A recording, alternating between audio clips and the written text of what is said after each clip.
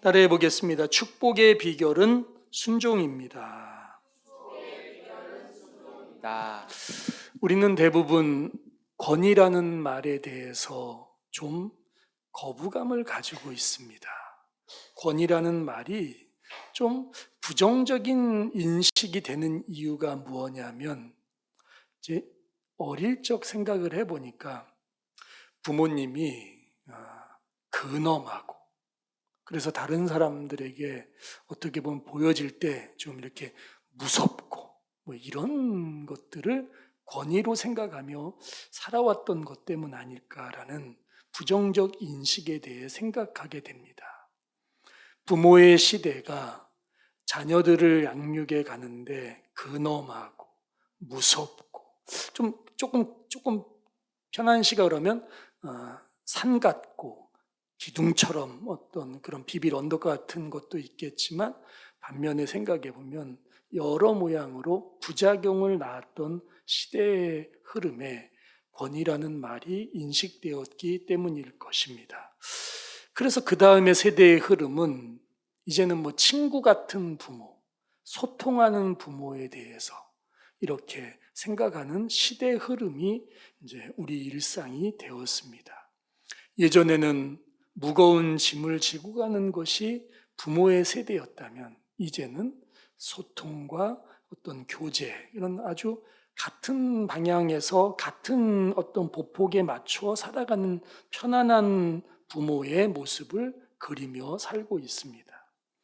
저는 이 본문을 묵상하면서 그래서 권위라는 말, 그리고 우리가 가지고 있는 시대 흐름의 인식이라는 말에 대해 더 고민하게 되었습니다. 본문은 놀랍게도 두 가지를 설명해 주고 있기 때문입니다. 전에 여호수아가 백성을 보내매 각 이스라엘 자손이 각기 그들의 기업으로 가서 땅을 차지하였고라고 말합니다. 그러니까 여기에는 여호수아의 리더십이 반영되고 있습니다. 그의 권위가 또한 반영되고 있었습니다. 두 번째는 7절의 말씀을 보면 백성이 여호수아가 사는 날 동안과 여호수아 뒤에 생존한 장로들, 곧 여호와께서 이스라엘을 위하여 행하신 모든 큰 일을 본 자들이 사는 날 동안에 여호와를 섬겼더라, 이렇게 설명하면서 삶의 지형을 설명하는 인생의 삶의 지표가 되어주는, 어찌 보면은 삶의 목적을 새롭게 하는 권위, 리더십의 설명 또한 구현하고 있습니다. 여러분, 기둥과 같고 언덕과 같고 큰 산과 같고 비빌 언덕과 같은 그런 삶의 배경이 되어주는 권위도 필요하고, 소통하고 좋은 친구처럼 같이 교제하는 그런 따사로운 모습도 필요하겠지만, 감히 말씀드리자면 여러분들은 믿음의 리더십을 발휘하는 신앙의 모범을 보여주는 하나님의 사람으로 승리하고 자녀들을 이끌어야 합니다. 믿음의 삶을 살아가면서 놀랍게도 여호수아가 사는 날 동안, 여호수아가 있고 그것을 목격하며 경험하며 함께했던 장로들이 있던 그 기간에는 이스라엘 민족이 여호와를 섬겼다라고 말합니다. 반면에 그 1세대의 삶이 끝나고 나서는 급격하게 시대 흐름은 달라져서 사사 역사에 보면은 그들은 하나님을 떠나서 하나님의 목소리를 순종하지 아니하는 불행의 삶을 선택했다고 설명해 주고 있습니다.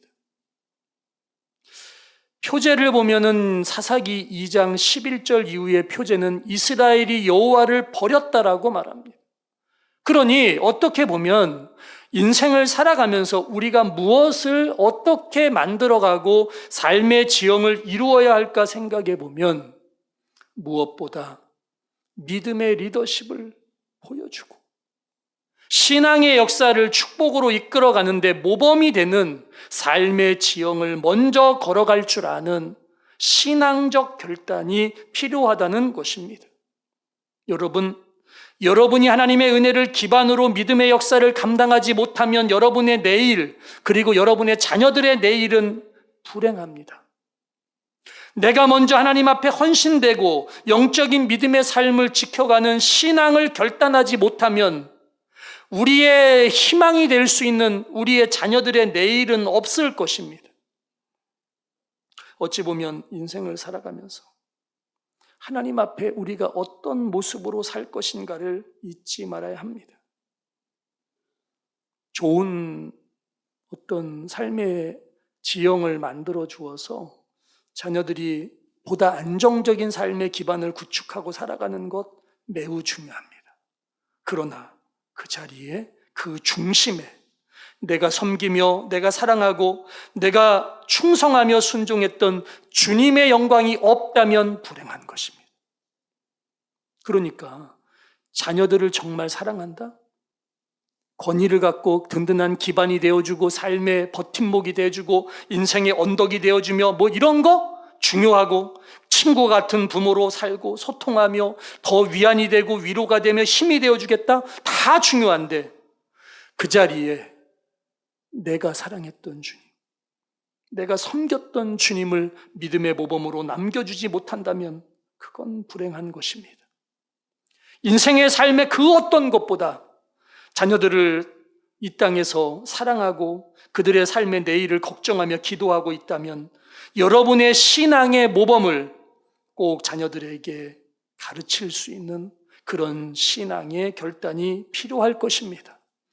거대한 축복, 위대한 역사는 무엇보다 내가 하나님을 섬겼던 그 섬김의 영광을 자녀들에게 보여주는 것입니다. 그런데 우리는 착각합니다.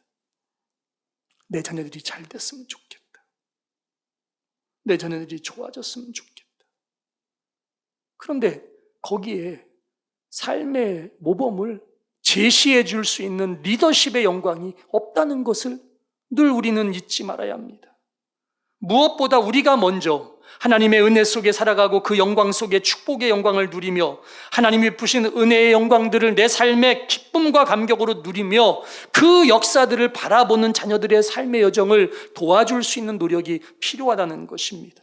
그런데 우리는 그렇게 살아가는 우리의 영적 책임 앞에 오늘 우리는 어떻게 살고 있는지 고민해야 합니다. 신앙의 성실함은 무엇입니까? 성실하다 그렇게 말하니까 한결같다 변함없다라는 말로 생각하지만 그 말의 핵심은 이렇습니다. 자기에게 부여된 역할과 책임 앞에 최선을 다하는 삶을 사는 것이 성실함입니다. 그러니 내게 주어진 은혜, 내게 허락된 하나님의 영적 책임, 그 사명 앞에 우리는 변함없이 책임을 다하고 최선을 다하며 그 역할에 충실한 삶을 사는 일에 게으르지 말아야 하는 것입니다. 그리고 내가 그렇게 사는 모습을 자녀들에게 가르치고 보여줄 줄 아는 그런 리더십, 그 모범을 가져야 하는 것입니다. 여호수아는 자신의 사는 날 동안에 그렇게 주의 영광을 위해 믿음을 선택하고 하나님을 섬기는 신앙을 결단하며 자기에게 부여된 시간들에 소홀하지 않는 믿음의 길을 제시하며 살았기 때문에 놀랍게도 그때의 시간은 축복이 되었다는 것입니다. 여러분, 정말 우리 인생의 삶에 무엇이 우리 삶에 필요한 것인가 한 번쯤 고민해 보아야 하지 않겠습니까? 자녀들에게 가장 좋은 것을 주려고 하더라고요. 그게 다 부모의 본능 아니겠습니까? 제가 우리 딸들이 우리 손녀딸들을 데리고 이렇게 어디 가서 뭐 구경을 해준다 그래서 제가 늘 얘기합니다. 내가 볼 때는 너희들이 보려고 하는 거지 애들이 뭘 하냐고. 그랬더니 뭐 상어도 보고 고래도 보고 무슨 뭐도 보고 사자도 만나고 막 다 하나 벌써 만나. 그게 되게 중요한 것처럼 생각하며 살고 있지만 저는 더 중요한 일이 무엇인가 생각해 보면 부모가 날마다 믿음으로 몸부림치며 주님의 영광을 위해 살려고 몸부림치는 시간들을 자녀에게 보여주는 것이 더 중요하다고 생각합니다. 기도의 모범을 보이며 헌신된 삶의 모범을 가르치고 주님의 영광을 위해 살아가는 믿음을 결단하는 신앙의 결단을 보여줘야 자녀들이 그것을 따라가는 거지. 매력도 없는 걸 따라가겠습니까? 인생 앞에 그 어떤 것보다 나와 내 집은 여호와를 섬기겠다고 결단했던 여호수아 가정의 신앙적 결단, 그 결단이 그 가정을 살리고 그 지파를 살리며 그가 사는 날 동안에 이스라엘 민족을 살렸던 것처럼 우리의 신앙의 모범, 무엇보다 하나님 앞에 살아야 될 영적 책임 앞에 소홀하지 않는 성실한 신앙을 지켜내기를 소원합니다. 특히 여러분, 축복의 영광은 여러분의 삶에 허락된 영적 비전이, 그리고 그 믿음의 크기와 수준이 결과물을 만든다는 사실을 잊지 마십시오. 그냥 이루어지는 건 없어요. 우리 삶에서 책임을 다하고 우리 삶에 하나님 앞에 헌신된 사명을 이끌고 무엇보다 더 큰 도약을 향한 신앙의 결단을 소홀하지 않고 내게 주어진 시간들을 소홀히 하지 않는 그 충성스러움이 결과물을 만들어내는 것입니다. 1층에 여러분 엘리베이터를 타기 전에 저 화장실 앞에 있는 화분들을 보셨습니까?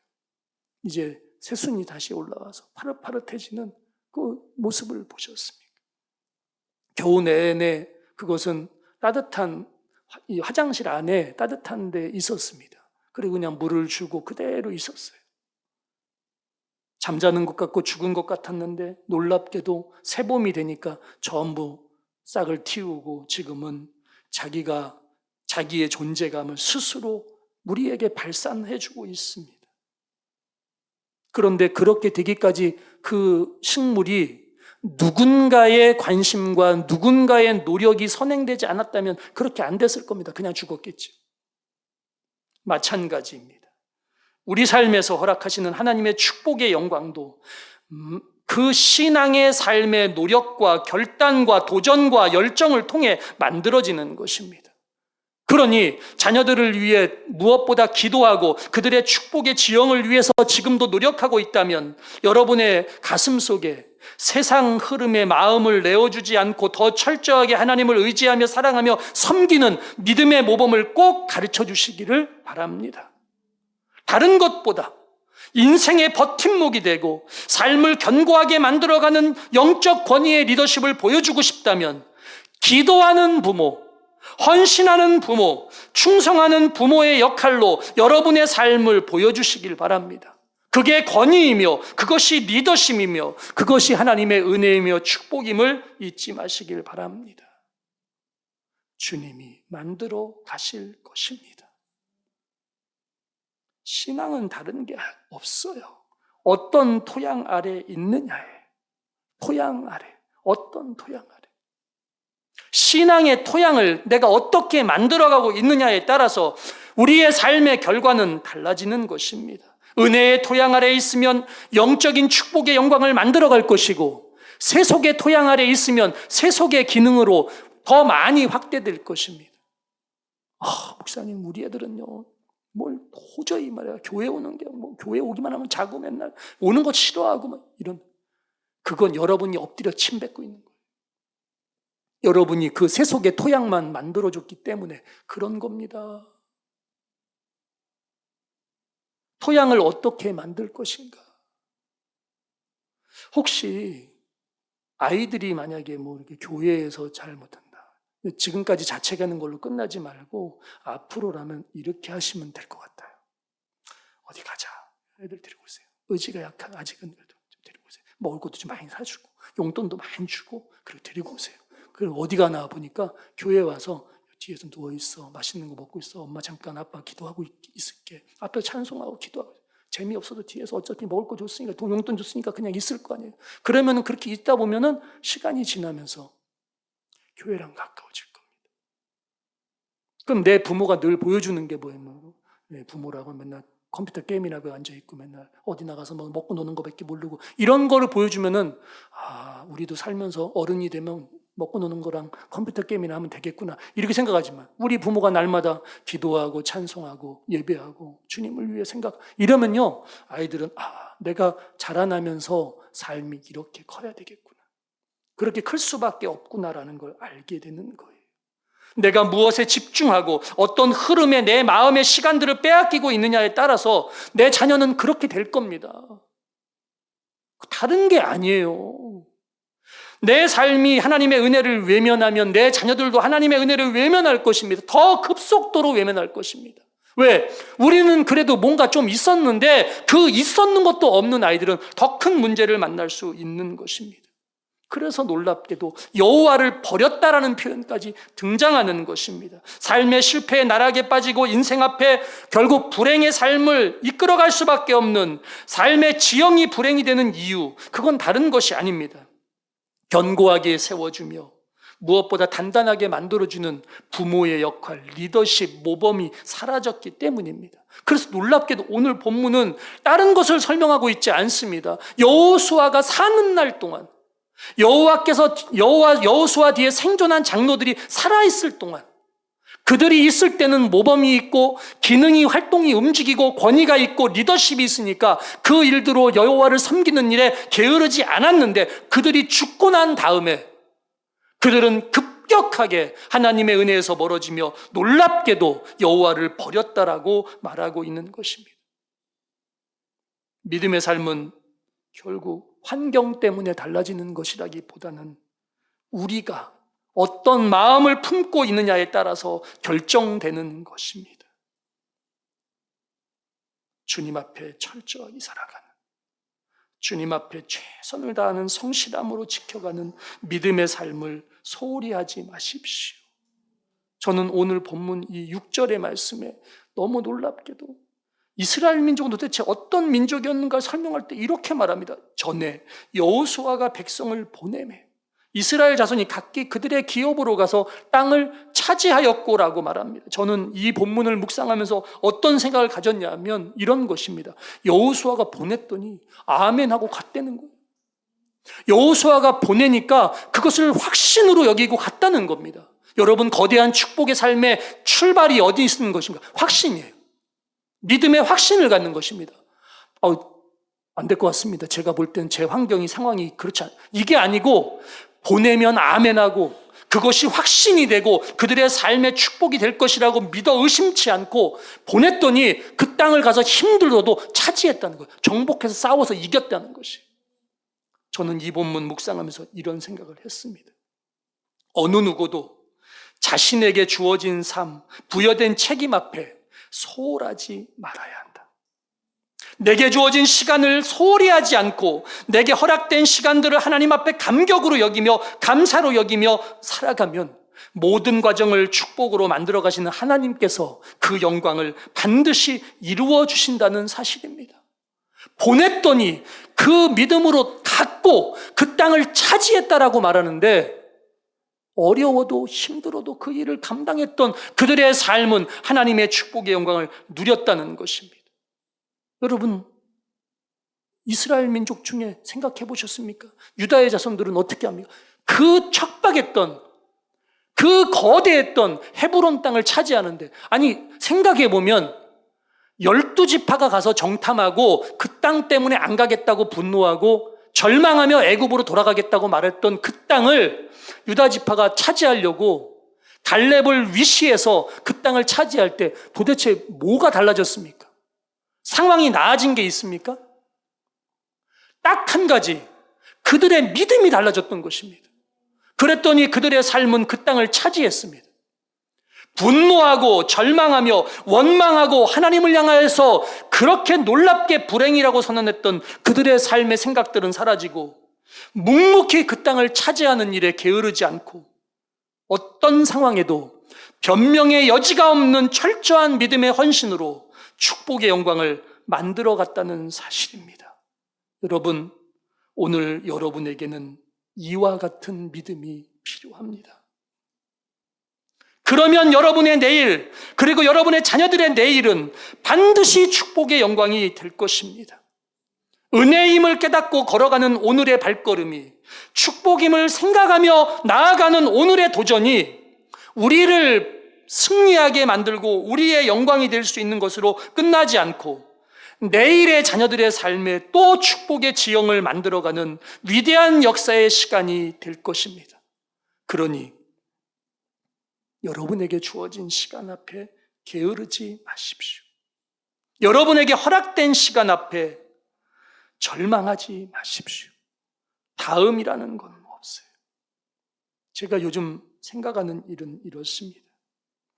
어느 날 갑자기 이렇게 연락들이, 요즘에는 뭐 이렇게 연락을 열어보기도 어려워요. 왜 그러냐면 뭐 불법 뭐 이런 게 여러 가지가 있으니까 문자도 다 또 열어보기 힘들어요. 그래서 그냥 잘 안 열어봅니다. 그러니까 되게 어렵지요. 특히 뭐 부고장 이런 거 열어보기도 힘들잖아요. 안 열어보게 되고.